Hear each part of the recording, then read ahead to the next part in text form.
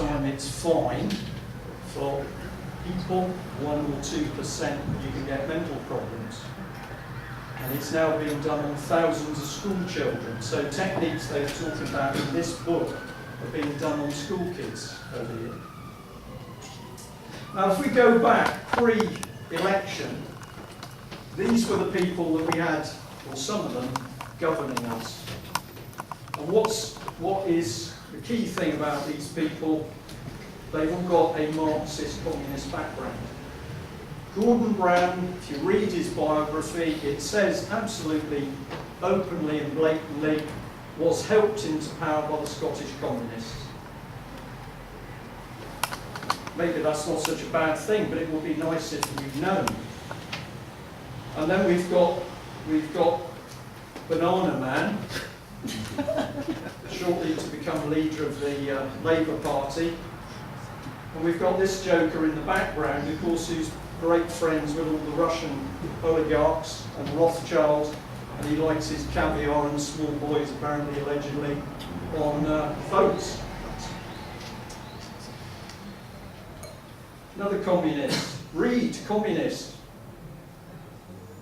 So we haven't got a Labour Party, we've got New Labour, and if you dig behind New Labour, it's Marxist. And there are many more of them. And I say they're not to be trusted, and they're not to be trusted because they've got an ideology which they want to impose on us, and we don't feature very highly. So they may wear smart suits, I'm glad I'm not in mine tonight, but what they actually want to do to us is not nice at all. And the worst thing is they don't care. If you look at Blair grinning all over the television, he does not care a fig for any of the people who've died in the Middle East. And for him to say in his book that he shed tears, in my opinion, the man's an absolute liar. Yeah. Well, we've got to change, haven't we? Have we? You couldn't make this up, could you? Because they've clearly come out of the same laboratory.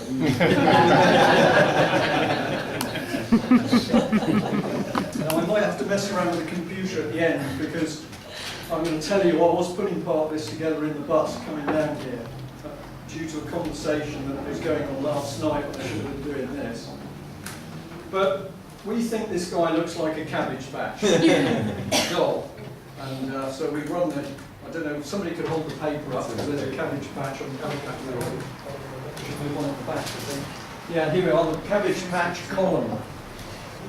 Now we know that Mr. Cameron really hates this because it's amused a lot of his colleagues. And we were told, because we do get people telling us things, we were told before the election that he had said when he got into power, he was going to legislate against people like that, us, because we're what? Terrorists. We are domestic terrorists. Okay? Yeah, they believe it, because these people are mentally unbalanced, and that's what the Polish guy was talking about. They're narcissistic, they believe in themselves, they believe they're better than we are. They're richer, they've got better clothes, they go on better holidays, they're better educated, and we are the great unwashed. They believe it, and they don't have a conscience.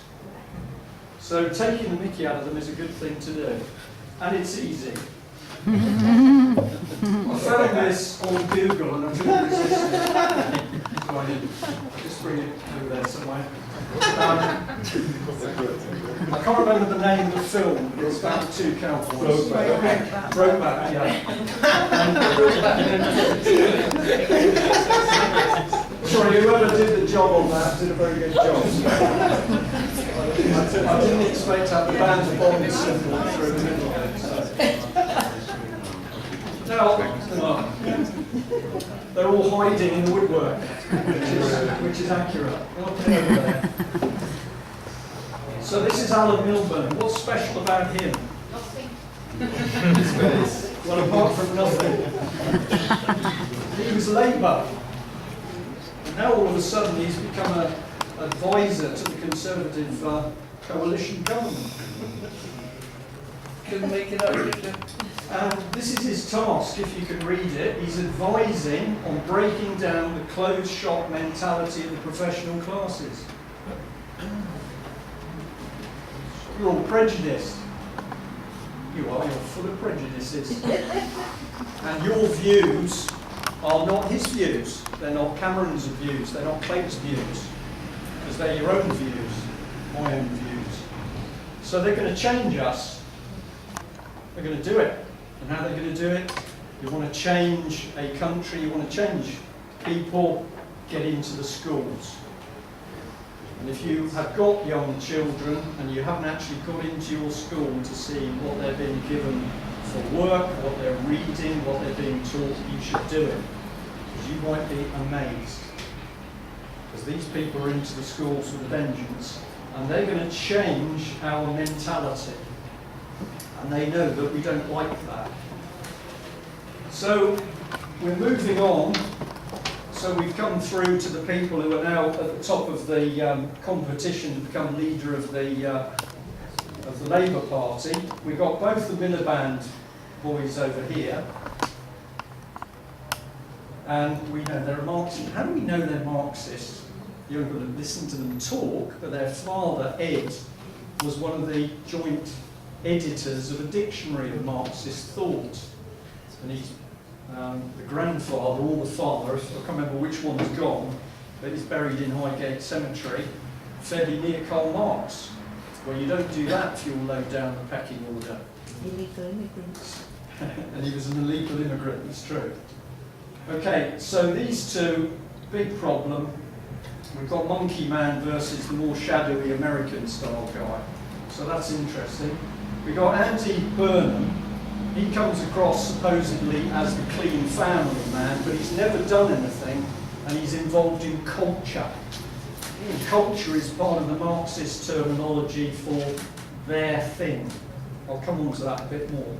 Ed Balls, what's special about him? He's a Bilderberger. He is a Bilderberger. I didn't get time to get the letter across, but I can find it. I've shown it in previous talks. He attends Bilderberg meetings, and of course the Bilderbergers were set up under the chairmanship of Prince Bernhard of the Netherlands, who was an SS officer and a Nazi. It's not difficult, it's all there when you go looking for it. He went to the Bilderberg meeting. He charged all his travel to the public purse. We've got the documents which show that. He's not allowed to do that. He shouldn't have done it anyway, because the Bilderberg say that people are not there in a public capacity, professional capacity, they're there as individuals. So he spent, whatever it was, £5,000 on travel. We paid for it, well done, us. And then he says, well, I didn't give a shit, basically. So nothing's happened to Mr. Ball, so he's a dangerous guy. And this lady, well, I'm making my mind up on her, because Hackney has traditionally been one of the most rotten boroughs in the country. And I'm going to say this, I think she's the token.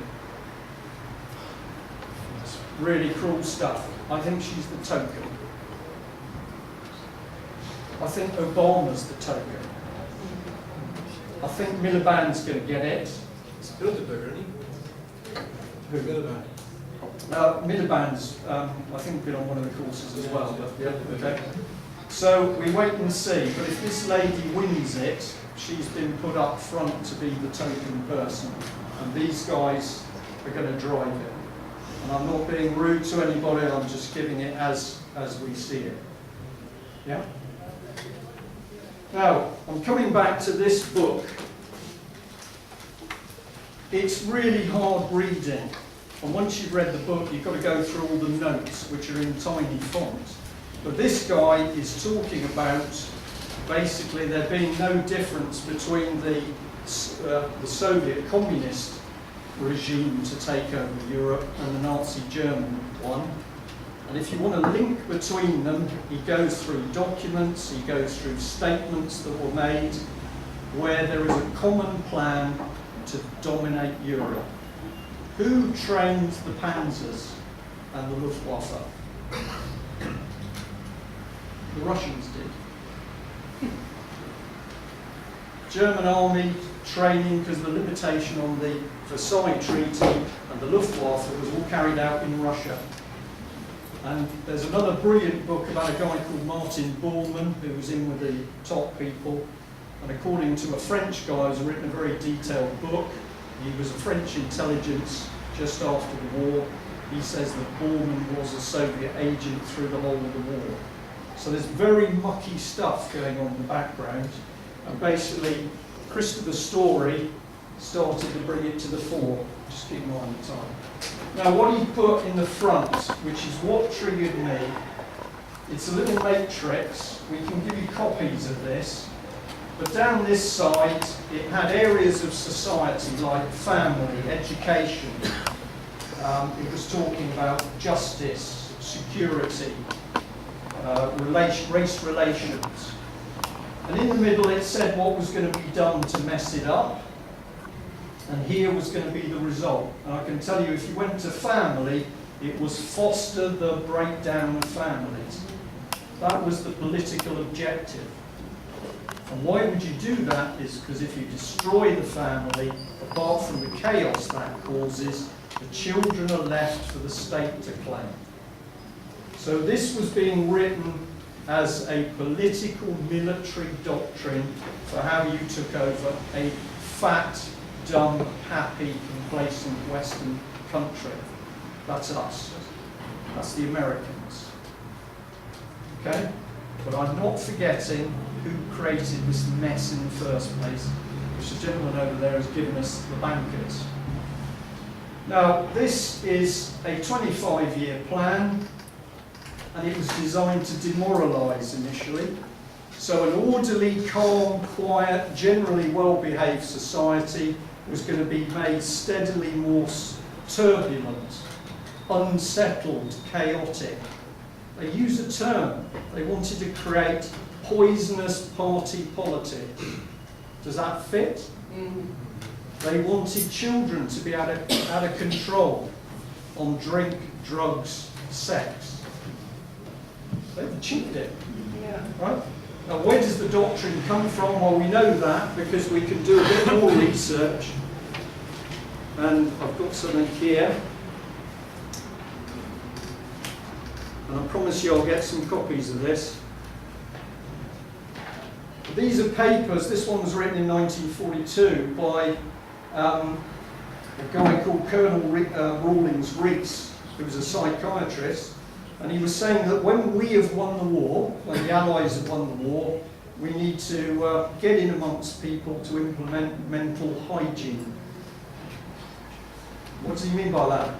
Well, according to these guys, we're not mentally healthy because our beliefs have been skewed by what our parents told us. So what his people were going to do is cleanse us mentally. And if we didn't want to be cleansed, we were going to be eradicated. And this guy ended up in the United Nations. These are papers on psychiatry from the same period, and they're talking exactly the same language.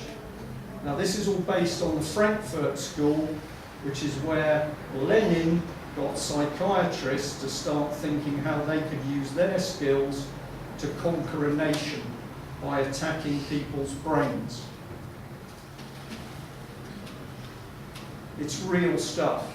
The bombs and the bullets are all there, but I can tell you, even Navy warfare books, you flick through, it gets into psychological warfare.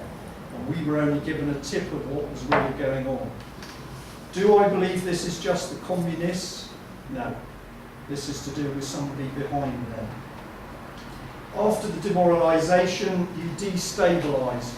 Trouble on the streets. Anybody here belong to the English Defence League?